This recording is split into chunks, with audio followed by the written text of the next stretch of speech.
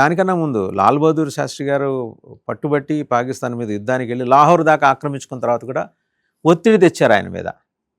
లేకపోతే లాహోర్ ఈరోజు మన దేశంలో ఉండేది. లాహోర్ పోలీస్ స్టేషన్ ముందు మన దేశ సైనికులు ఆక్రమించుకొని కాపులా కాస్తారు కదా. ఇదంతా ఉండదు సార్. ఇవన్నీ కూడా జెన్జీకి తెలియట్లేదు. మన ఏమంటారు, బీజేపీ అధికారంలో ఉంది, బీజేపీ పవర్ కోసం పనిచేస్తుందని చెప్పేసి అంటూ ఉంటారు. బీజేపీ పవర్ కోసం పనిచేస్తుందంటే 60 సంవత్సరాలు బీజేపీ కేవలం పోరాటాలే చేసింది సార్ ఈ దేశంలో. ఈ దేశ సమైక్యత కోసం, ఈ దేశ జాతీయవాదం కోసం, ఈ దేశంలో సంస్కరణల కోసం, ఈ దేశ బాగు కోసం, అభివృద్ధి కోసం కేవలం పోరాటాలే చేసుకుంటూ పోయాం కదా సార్. అధికారం కోసం కావాలనుకుంటే మా వాజ్పేయి లాంటి వారు ఏ విధంగా అధికారంలోకి వచ్చేవాళ్ళు కదా. ఆ రోజు ఆయన చెప్తే ఆ ఒక్కోటు ఆయనతో ఉండేది, ఆయన ప్రధానమంత్రిగా కంటిన్యూ అయ్యేవాళ్ళు, వచ్చేసాడు. అధికారం కోసం కాదు సార్ బీజేపీ పోరాటం చేసింది. ఈ దేశంలో మార్పుల కోసం, ఈ దేశంలో సంస్కరణల కోసం, ఈ దేశ అభివృద్ధి కోసం, ఒక బంగారు భవిష్యత్తు ఉన్న భారతదేశాన్ని నిర్మించాలనే ఒక ఉద్దేశంతో బీజేపీ పోరాటం చేసింది. అధికారమే కావాలనుకుంటే 1980లో భారతీయ జనతా పార్టీగా అసలు అవతరించేదే కాదు కదా. అదే సోషలిస్టులతో, ఇప్పుడు జనసంఘ్ పోయిన తర్వాత అదే సోషలిస్టులతో కలిసి అదే అధికారాన్ని అట్లనే పంచుకుంటూ పోయేవాళ్ళం కదా. అట్లా కాదు కదా. అట్లా కరెక్ట్గా జరగట్లేదనే కదా జాతీయ భావన పోవట్లేదు, జాతీయ భావన మన నాయకులు రావట్లేదు, మన నాయకులకు లేకుండా పోయింది, ఐక్యత లేకుండా పోయింది. దేశ హితం కంటే కూడా రాజకీయ నాయకులు వాళ్ళ హితం కోసమే పనిచేస్తున్నారనే కదా 1980లో బీజేపీని స్టార్ట్ చేసింది. లేకపోతే మా వాళ్ళు కూడా అదే విధంగా అధికారమే పరమావధి అనుకుంటే మా వాళ్ళు కూడా అదే జనసంఘ్ తర్వాత కూటమి ప్రభుత్వాలు ఉంటే అధికారాన్ని పంచుకుంటూ పోయేవాళ్ళం కదా. నేషనల్ ఫ్రంట్, యునైటెడ్ ఫ్రంట్, ఏదో ఫ్రంట్లు వేసుకుని ఏదో ఒక ఫ్రంట్ లో ఉండేవాళ్ళు. ఐకే గుజరాలు, దేవేగౌడ ఇలాంటి వాళ్ళ మధ్యలో కొన్నాళ్ళు ఉండేవాళ్ళు బీజేపీ ప్రధానమంత్రి. ఇప్పుడు ఈ పరిస్థితి వచ్చేదే కాదు కదా మాకు. ఇప్పుడు ఈ దేశం వచ్చిన తర్వాత, బీజేపీ వచ్చిన తర్వాత కూడా, మోడీ గారు ప్రధానమంత్రి అయిన తర్వాత కూడా ఇన్ని మార్పులు దేశంలో. ఇప్పుడు నిజంగా నాకు మొన్న కూడా అనిపించింది, 2004 నుంచి 2014 వరకు జరిగినటువంటి అనేక సంఘటనలు ఈ 1997 తర్వాత 2012లో పుట్టిన జెన్జీకి తెలియదు. వాళ్ళకి ఇంకా అప్పటికింకా అంత జ్ఞానం రాలేదు. ప్రతిరోజు పేపర్లో హెడ్డింగ్స్లో ఏం చూసేవాళ్ళం మనం? సీరియల్ బాంబ్ బ్లాస్ట్, అక్కడ సీరియల్ బాంబ్ బ్లాస్ట్, ఇక్కడ సీరియల్ బాంబ్ బ్లాస్ట్. అక్కడ రైల్వే స్టేషన్ పైన, బస్ స్టాండ్ పైన స్పీకర్లో వినిపించేది, అనుమానిత బ్యాగులను ముట్టుకోకండి, వెంటనే పోలీసులకు సమాచారం అందించండి, అనుమానిత వస్తువులను ముట్టుకోకండి, వెంటనే పోలీసులకు సమాచారం ఇదే వినిపించేది కదా. ప్రతిరోజు తెల్లారి లేస్తే ఏదో ఒక స్కామ్ బయటపడేది కదా. తెల్లారి లేస్తే ఎక్కడో చోట అల్లర్లు కదా, హిందూ ముస్లిం అల్లర్లు కదా. ఎక్కడో చోట ఏదో ఇట్లాంటి స్కాములు, లేకపోతే ఎక్కడో చోట ప్రభుత్వాలు పడిపోవడాలు, ఎక్కడో చోట కాంగ్రెస్ ప్రభుత్వాలు ఏర్పడాలు.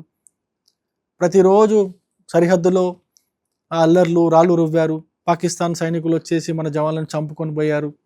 ఇవే న్యూస్ చూసేవాళ్ళం సార్, ఇవే న్యూస్ చూసేవాళ్ళము.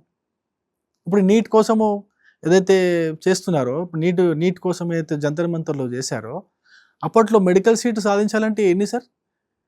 లక్షల్లో కాదు కదా, ₹1 కోటి పెడితే కానీ మెడికల్ సీట్ వచ్చేది కాదు. అవునా? వెలంపాట వాడుకునే వాళ్ళు కదా సీట్ కోసము. మెడికల్ సీట్ కావాలంటే మెరిట్ ఉన్నా కూడా మెడికల్ సీట్ కావాలంటే వేలంపాట. ఏ కాలేజీలో ఆ కాలేజ్ పోవాలా, కూర్చోవాలా, వేలంపాట. నువ్వెంత ఇస్తావు. ఇప్పుడు ఆ సిస్టాన్ని తీసేసి ఆ మెడికల్ సీట్లను 1,50,000 మెడికల్ సీట్లు దేశంలో అందుబాటులోకి తీసుకొచ్చినటువంటి మోడీ గారిని, అదేవిధంగా 300 కాలేజీలు ఉంటే దాదాపు 700 కాలేజీలు చేసినటువంటి మోడీ గారిని ఎయిమ్స్లో పీజీ చేయాలంటే ₹1 కోటి, మినిమం ₹1 కోటి ఎయిమ్స్లో. అప్పట్లో కూడా ఎయిమ్స్లో పీజీ చేయాలంటే మినిమం ₹1 కోటి సీట్ కోసం. అటువంటి ఎయిమ్స్ని దాదాపు 21 ఎయిమ్స్ని నిర్మాణం చేస్తే అసలు ఏం చేసిండు మోడీ అని చెప్పేసి మాట్లాడేటువంటి యువతరానికి ఏం చెప్పాలా, ఎట్లా చెప్పాలి? అంటే వాళ్ళని ఆ వైపు డైరెక్ట్ చేస్తున్న వాళ్ళ గురించి నిజాలు బయట పెట్టాలి. And Gen Z should know this. Gen Z తెలుసుకోవాలంటే ఎంతసేపు రీల్స్ ద్వారానే తెలుసుకుంటారు. అందుకే ఇప్పుడు మీకు చెప్పే కదా సార్, మనం బుక్ రిలీజ్ చేస్తే జెన్జీ చదవరు. చదివేంత ఓపిక లేదు వాళ్ళకి. ఇప్పుడు వాళ్ళకి ఏంటంటే, ఇప్పుడు మనలాంటి ఇట్లా వీడియోలు తీసి షార్ట్లు తీసి పెడితేనే ఏదో కొంచెం అర్థమయ్యే పరిస్థితి ఉన్నది. కాబట్టి మామూలుగా అయితే మీరు ఇప్పుడు చూడండి, నేను ఒక బుక్ చెప్పా కదా, హెచ్వి శేషాద్రి గారి బుక్ చాలా బాగుంటుంది. ఆ బుక్ చదవాలి, అందరూ చదవాలి. కానీ ఇప్పుడు చదివేంత ఓపిక ఉందా ఈ జెన్జీకి? వాళ్ళు చదివినా దాన్ని ఆకలింపు చేసుకుంటారు అంటే, అన్లెస్ మీరు రీల్స్లో చెప్తే తప్ప. అంతే. అట్లాంటి పరిస్థితిలో ఉన్నాం సార్ మనం.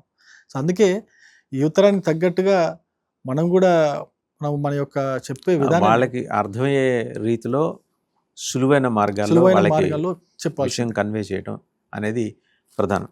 ఓవరాల్గా అండి, ఇది ఒక విషాదం కొన్ని వేల విషాదాల నుంచి వచ్చిన ఈ స్వాతంత్ర్యం గురించి చెప్పాలి అంటే మీరు ఎంచుకున్న మార్గాలు ఏంటి? సార్ నాకు ఫైనల్గా కొన్ని వేల విషాదాలు అన్నాను. ఎస్, నాకు ఫైనల్గా అనిపించేది అంటే ఒకటే సార్, అప్పట్లో ఆ చనిపోయిన లక్షల మంది ఆత్మలు ఇప్పటికీ కూడా మనల్ని ఇప్పటికీ నాకు అనిపిస్తుంటుంది అప్పుడప్పుడు. నాకు 15 ఆగస్టు జనవరి 26 రాగానే నాకు గుర్తుకొస్తుంటాయి. ఆ ఆత్మలన్నీ కూడా ఏమనుకుంటూ ఉంటాయి, మీరేమో పండుగ చేసుకుంటున్నారు, మాకేమో ఇట్లాంటి విషాదం జరిగింది, మేము ఇక్కడ పాకిస్తాన్లో ఉండే హిందువులము సిక్కులం అని చెప్పేసి వాళ్ళు మనల్ని గుర్తు చేస్తుంటారేమో అనిపిస్తుంటుంది.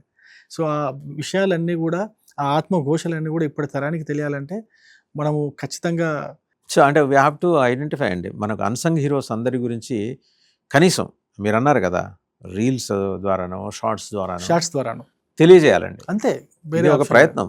ఇది ఓవర్ నైట్ జరగకపోవచ్చు కాక, బట్ మెల్లిగా జరిగినా కూడా పర్వాలేదు. ఒక సింధువు కూడా బిందువుతోనే బిందుతో మొదలవుతుంది. Correct. So let us initiate that. Thank you Ravikumar గారు, థ్యాంక్ యూ వెరీ మచ్.